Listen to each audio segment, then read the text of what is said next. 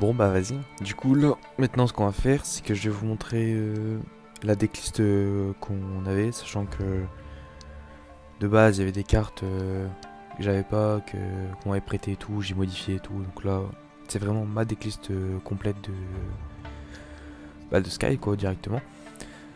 Hop, on va virer ça, tout ça sur le côté. Ça et de l'extra, tout ça on verra ça après. D'abord déjà le premier truc de base, je pense là il y aura pas 36 choix. C'est jouer déjà au niveau 3 raies directement. Et moi ce que je faisais aussi c'est qu'en plus des 3 raies, je jouais 2 roses. Parce que des fois en fait on se retrouve dans des moments où on manque de body et je voyais certaines personnes qui jouaient avec ces ratios là. Mais le problème c'est que dès qu'il a pas mal de problèmes déjà de consistance de base, comme son engine elle a été vachement touchée et réduite au fur et à mesure du temps, et un body en plus, je trouve ça pas mal. Après c'est des cartes que tu peux te permettre de side directement si jamais tu veux modifier. Au pire tu cut une rose, tu vois, et là-dessus t'es bon quoi. Après au niveau de par rapport au match-up qu'il y avait, j'ai restreint mon nombre de end-trap dans la main. Parce que du coup moi c'est une version Breaker que je joue qu'au second. Donc j'avais mis 2 Kaiju Gamciel pour gérer tous les tons. Sur des towers, par exemple ça m'a fait gagner des games contre Nister. Kashtira ça me permet, même si je perdais au match-up, parce que sur la durée le mec il arrivait à me remonter mes boards en recyclant ses bannis. Virer les Eraser tout quoi, c'était quand même pas mal. Et en même temps je jouais x1 le Keiju Amp. Sauf que le problème c'est que je me suis rendu compte que même s'il a plus d'attaque que les Keiju classiques, il y a une restriction quand même qui est pas mal embêtante, c'est que plusieurs fois en fait il me faut un body, donc de l'extra ou du deck Sky Striker sur le terrain en fait, et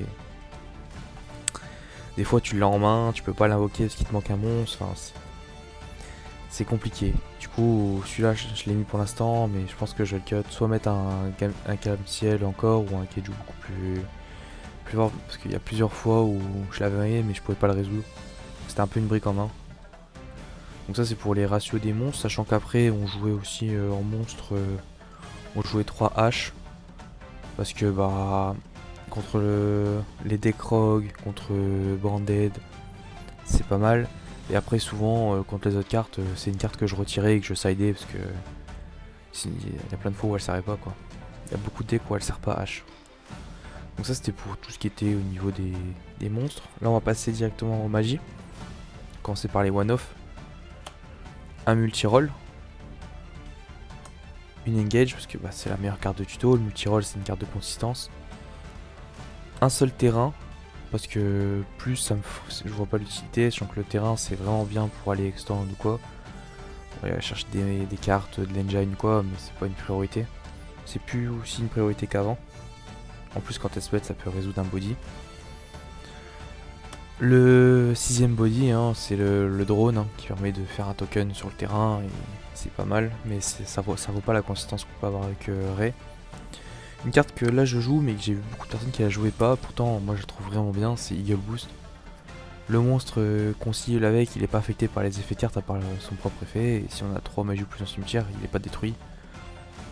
Si jamais on se prend des imperm ou quoi, pour pouvoir conserver nos effets de Kagari ou même le Hayate en battle, enfin ça clairement ça m'a fait gagner des games quoi. Et la dernière du coup qu'on joue x1, c'est Sharkanon. Il y en a, la deuxième est dans le side, on sort la deuxième que pour le match-up branded, sinon c'est pas la carte qu'on a vraiment plus besoin. En plus ça nous permet de donner accès à nos links de Ranspire en prenant les bodies adverses. Donc hop.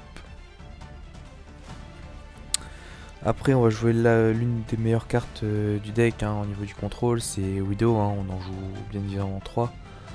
C'est une negate, ça peut prendre le body du monstre du mec en face quoi. C'est une carte obligée d'avoir en x3 quoi, sinon le deck pour tourner c'est compliqué quoi.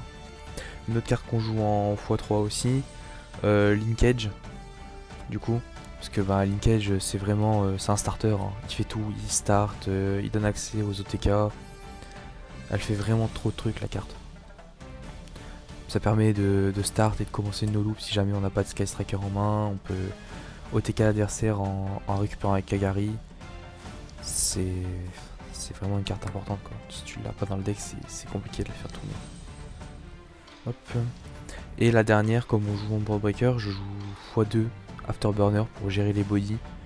Au début, je jouais un Afterburner, un Gemini Wave, mais à la dernière minute, je me suis dit, tu sais quoi, on va virer le Gemini Wave, y a pas tant de trucs macro que ça qui set. Par avant où c'était joué avec Edlich, mais là maintenant, il n'y a plus Edlich, tous ces trucs-là, les deux Afterburner, on pète les bodies. On peut pas laisser les trucs gênants sur le terrain, donc on va tout casser.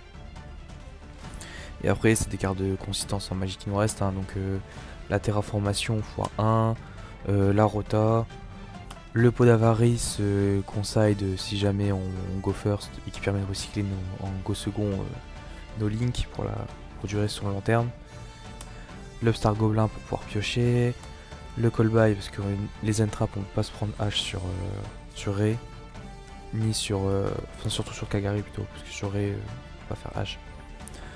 Le changement de cœur, hein, c'est meilleur que Mind Control. Ça prend le body, on n'a pas de restrictions. C'est vraiment. Enfin, c'est des cartes que tu peux te permettre de jouer quand tu go second et que tu side en fait. Après en board breaker, au début j'avais mis des Lightning Storm, mais dans le format Lightning Storm sert à rien. Donc j'ai mis 2 Raigeki et un Plumeau. Le Plumeau c'est pour tout ce qui est runique, trap tricks. Et Raigeki c'est pour passer tous les trucs gênants comme Afterburner.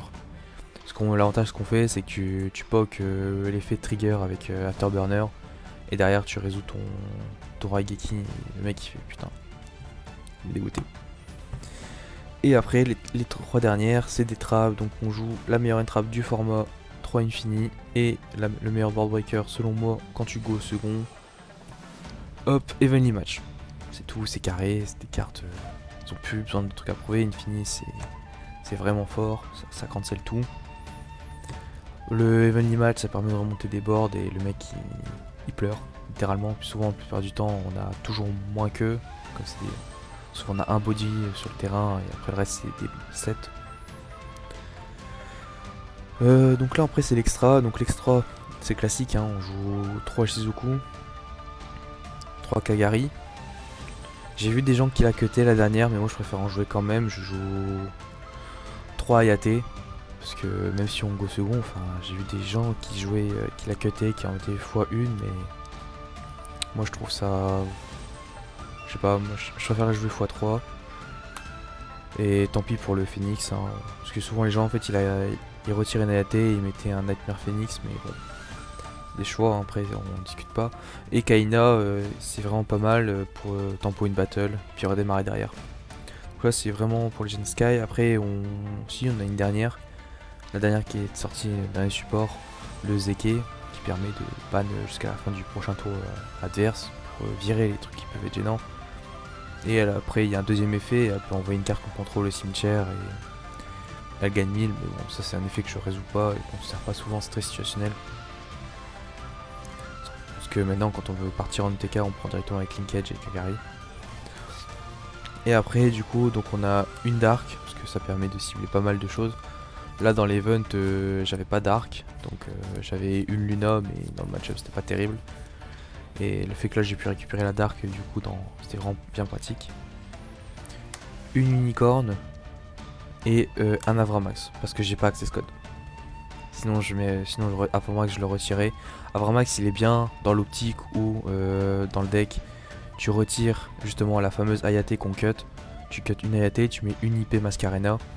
Et là forcément là oui tu peux jouer ton Avramax. Mais sinon l'access code il fait quand même beaucoup plus de choses, il est beaucoup plus polyvalent et comme l'adversaire peut pas y répondre. Mais moi je l'ai pas donc j'ai mis Avramax. Hop. Voilà, donc ça c'était pour le main, l'extra. Donc là maintenant on va voir pour le side. Hein. Donc déjà bah, on a nos 2 tokens, un pour le nib et un pour la résolution, ça on s'en fout un peu. Une des meilleures cartes quand on go second, je la mets pas en main parce qu'elle prend quand même beaucoup de place. Dans mon engine je suis assez short. Je serais comme je joue en board breaker. Si jamais je vois vraiment et que je go first d'une autre manière, j'ai le package gamma plus le driver directement pour interrompre et péter. Il y a vraiment des decks qui n'aiment pas en fait, qui ont vraiment besoin d'avoir un body sur le terrain même s'il est annulé. Qui préfèrent se prendre une impair mais avoir un body pour jouer plutôt que de se faire péter. Et on a aussi deux Nibiru qu'on échange à la place des Kaiju quand on est vraiment qu'on des decks combo. Et franchement, Nib, tu peux plus le mettre main deck parce que en main deck, en fait, les decks du format, ils sont souvent ils s'arrêtent à 4 ou ils tournent autour, donc c'est compliqué. Ça c'était pour les monstres. Après j'en joue deux, pas plus, parce que après ça prend beaucoup de place. C'est Dark Ruler No More. Ça permet de vraiment shut down tous les effets qui sont vraiment gênants.